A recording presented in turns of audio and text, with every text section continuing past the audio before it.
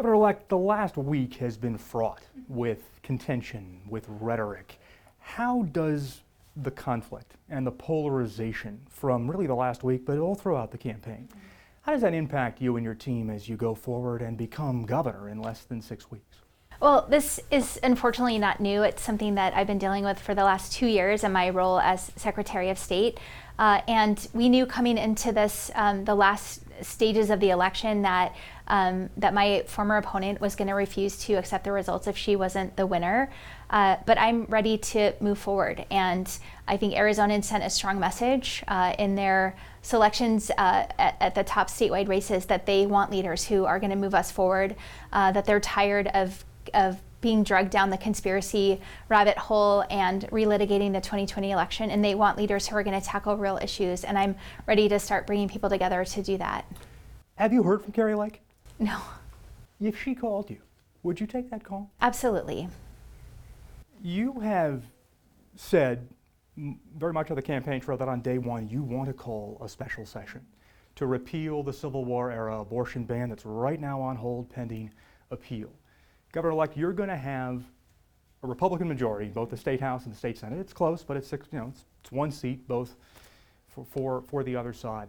How do you plan to get that done? And do you have the votes to get that done? What does the future of abortion look like in Arizona under a Hobbs administration? Well, what I can say is that as governor, it's clear that governors are now the last line of defense to protect access to safe legal abortion here in Arizona and other states around the country.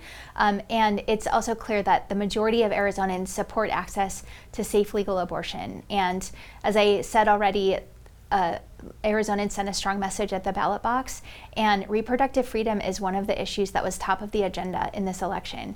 And regardless of party composition, if folks in the legislature want to represent their constituents, they will take this seriously and know that a complete ban on abortion is not in line with what the majority of Arizonans support. And we experienced a couple weeks of utter chaos when that ban was in effect.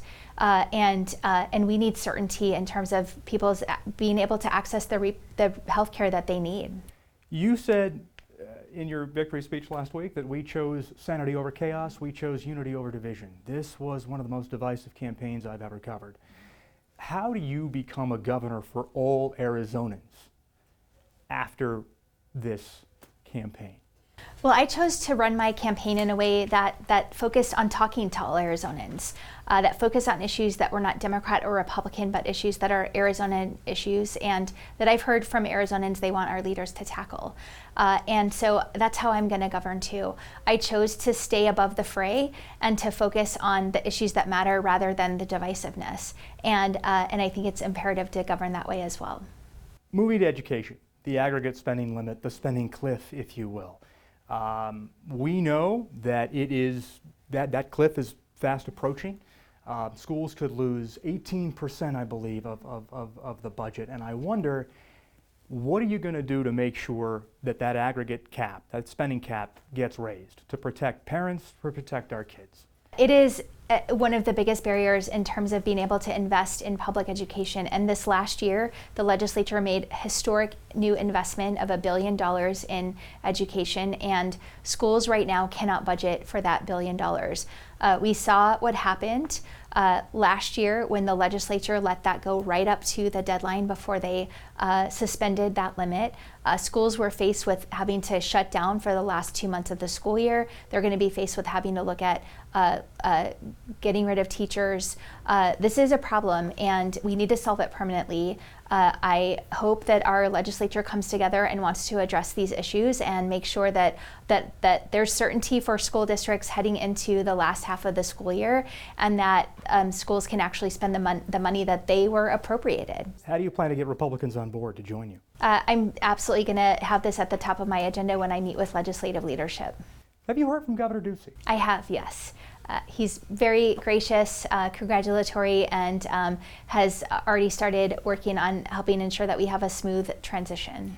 How are you planning for that transfer of power? You just named, I believe last week, a Democratic and Republican co-chair to to chair your transition. How are you planning for that? So today we announced the members of the transition team, which is not only diverse in terms of demographics, it's diverse in ideology, diverse in geography, and really represents all corners of the state. And this team is going to be critical in helping build an administration that also is diverse geographically, ideologically, and demographically. And so we started that important work today with our first transition meeting. My staff have been meeting with Governor Ducey's the budget team, which is the state budget, or the governor's budget team, not necessarily Governor Ducey's, but and starting to plan for when we have to release our budget early on in January.